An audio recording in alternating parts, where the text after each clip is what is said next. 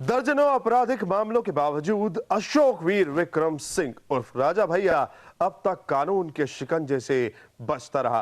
कानून के पास उसके खिलाफ ना तो कभी कोई सबूत था, न गवाह, न सुराग। लेकिन वसुंधरा हत्याकांड में आरोपी की एक गलती ने इससे पहुंचा दिया सलाखों के पीछे।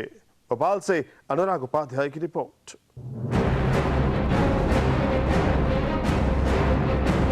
आखिर वसुंधरा के कत्ल में कैसे फंसा भैया राजा उर्फ अशोक वीर विक्रम सिंह? इसकी वजह भी ये खूनी तालाब।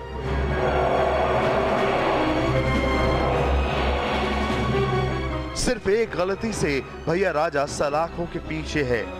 वसुंधरा की लाश इस तालाब की बजाय कहीं और फेंकी गई।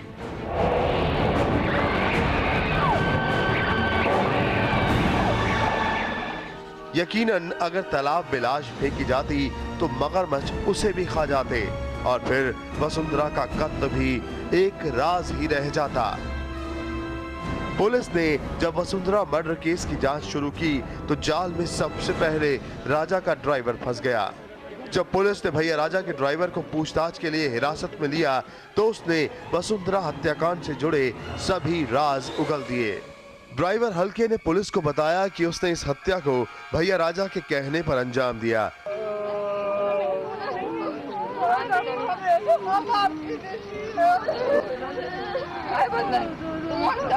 और हत्या के बाद वसुंधरा की लाश को होशंगाबाद हाईवे पर फेंक दिया था। देखिए मर्डर करने के बाद भी कितना खुश नजर आ रहा है। मीडिया को देख हाथ जोड़कर नमस्कार कर रहा है। भैया राजा के खिलाफ सबूत मिलने के बाद पुलिस ने भैया राजा को गिरफ्तार कर लिया।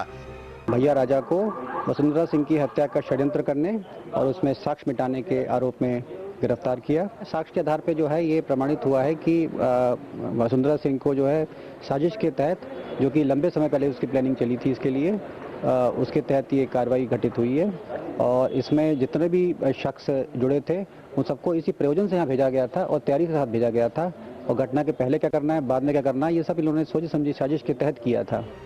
भैया राजा को 30 दिसंबर तक के लिए पुलिस रिमांड मिली है।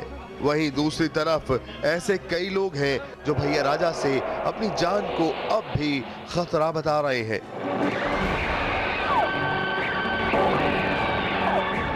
इसको सबसे बड़ा खतरा हो बुंदेलखंड के कुख्यात अपराधी भैया राजा और उनके जो परिवार के सदस्य हैं, गिरोह है, उनसे मुझे खतरा है। मैं 15, 20 और 25 दिन का मेहमान हूँ। मुझको मालूम है कि मेरी हत्या 100% होगी। जो इनसे डरता नहीं है उनको सामदान दंड भेद की रीत से अपनाते हैं। पुलिस अधिकारी इनसे खूब खाते हैं। भैया राजा पुलिस की गिरफ्त में है, लेकिन भैया राजा को बचाने के लिए कोशिशें शुरू हो गई हैं। लेकिन इस बार सभी की नजरें पुलिस पर टिकी हुई हैं। जिस तरह रुचिका के साथ नाइंसाफी हुई, वैसी नाइंसाफी वसुंधरा के साथ नहीं होने दी जाएगी। भैया राजा को बचाने के लिए कोई भी कोशिश पुलिस और उनके सफेद पोश साथियों के लिए खतरनाक साबित होगी। 2 साल पहले भी भैया राजा के भोपाल स्थित मकान में एक महिला की जली हुई लाश मिली थी। ये महिला पूर्व सरपंच थी। भैया राजा से इसके क्या संबंध थे, इस मामले की भी अब जांच शुरू हो गई है। लगता है कि भैया राजा पर अब शिकंजा कसना शुरू हुआ है तो एक एक करके कई सारे और मामलों का खुलासा होगा। अनुराग उपाध्याय, इंडिया टीवी, भोपाल।